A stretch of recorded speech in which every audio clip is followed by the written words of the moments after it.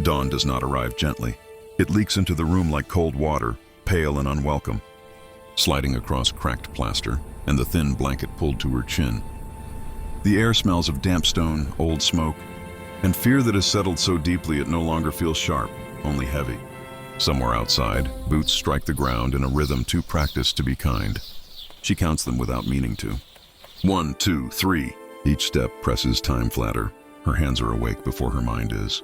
Fingers curl around a small object hidden in the seam of her coat, a button torn from her sister's dress, smooth now from being rubbed too often. Proof of before. Proof she was not always here. They had told them stories. Everyone had. Whispered warnings folded into prayers. Rumors passed like contraband. Do not look at them. Do not speak. Do not resist. The stories were never complete. They never needed to be. Fear filled the gaps. When the door opens, it does not slam. That is the first shock. It creaks, tired wood protesting softly, as if even the building is ashamed. A voice follows, flat, impatient, almost bored. She understands only fragments. Enough. Outside, the morning is gray and metallic. Trucks idle, coughing smoke. Other women stand in a loose line, shoulders hunched, eyes fixed anywhere but forward. No one cries. Crying feels dangerous now, like a sound that could be collected and used against them. The journey begins without ceremony. They are moved like objects that must not break, not out of care, but because broken things slow everything down. The road stretches on, each bump sending a reminder through bone and muscle. You are still here.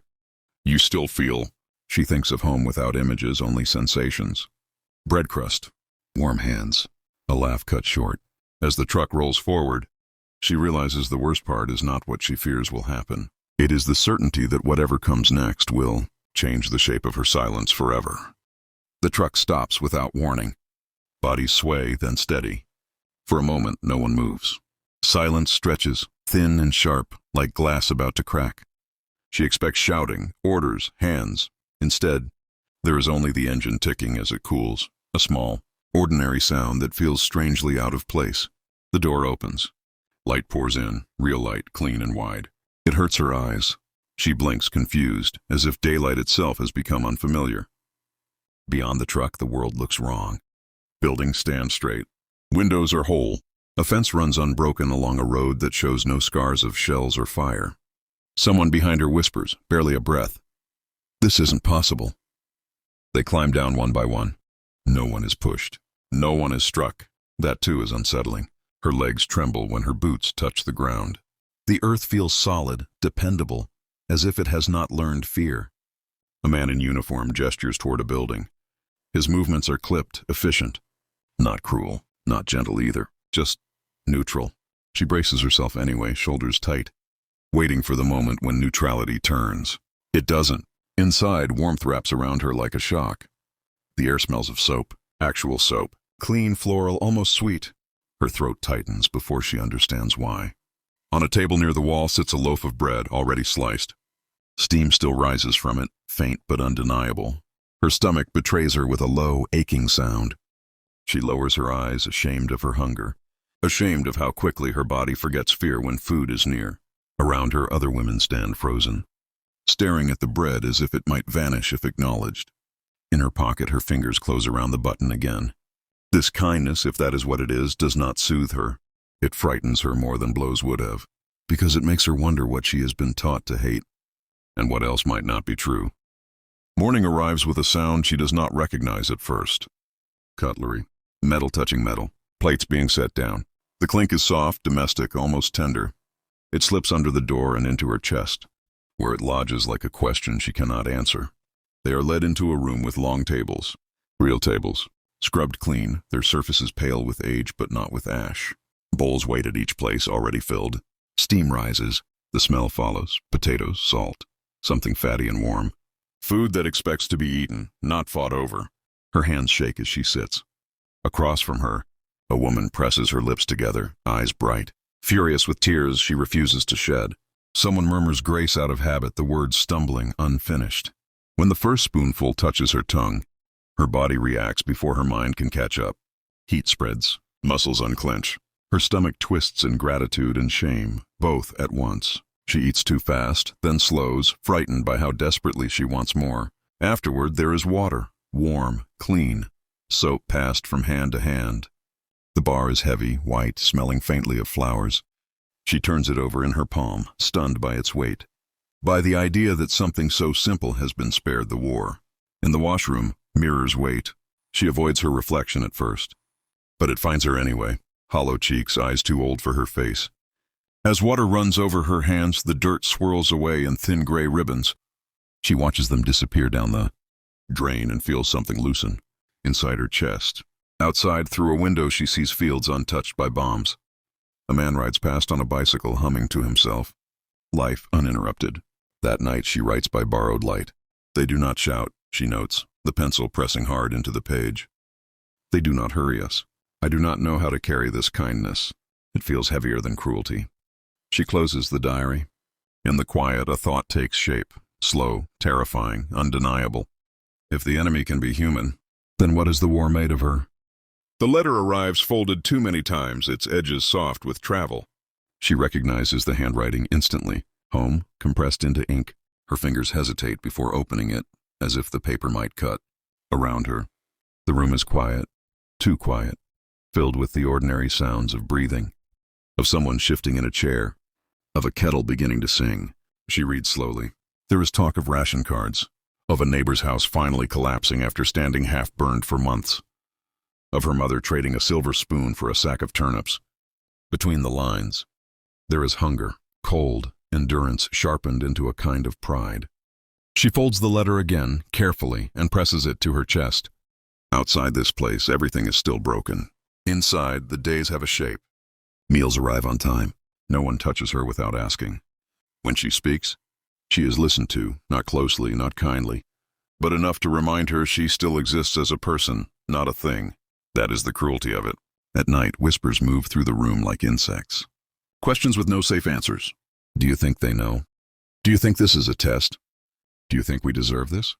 She lies awake, staring at the ceiling, counting the distance between heartbeats. Gratitude creeps in where hatred once lived, and she despises herself for it. Each kindness scrapes at the walls built inside her, loosening bricks laid carefully by years of belief. In her diary, the words come out smaller now. I'm afraid to go back, she writes. Not because of what I will face, but because I will carry this with me, because I have seen that the world did not end everywhere. She stops, pencil hovering.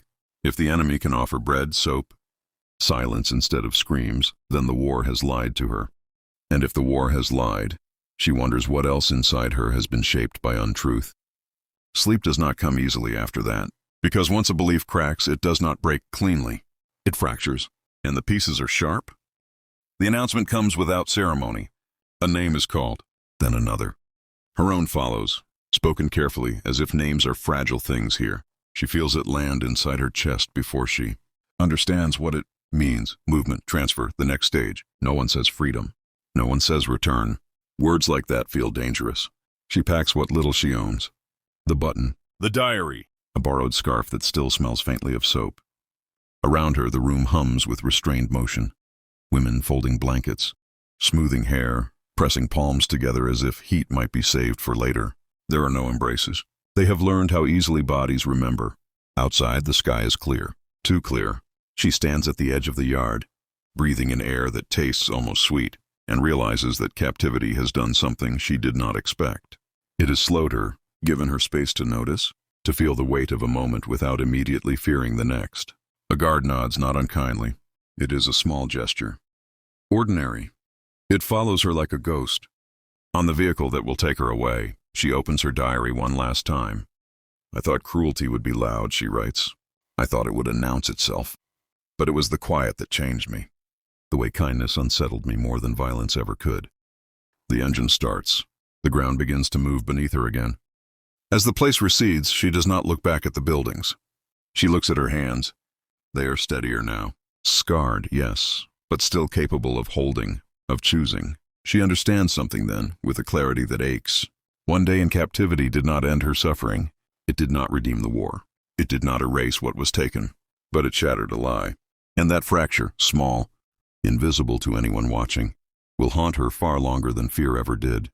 Because once you learn that humanity can survive even here, you can never unlearn it. Years later, the memory still returns without warning, not as images at first, never faces, but as sensations.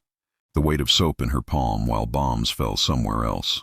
The sound of cutlery touching plates. The way silence could be filled with dignity instead of fear.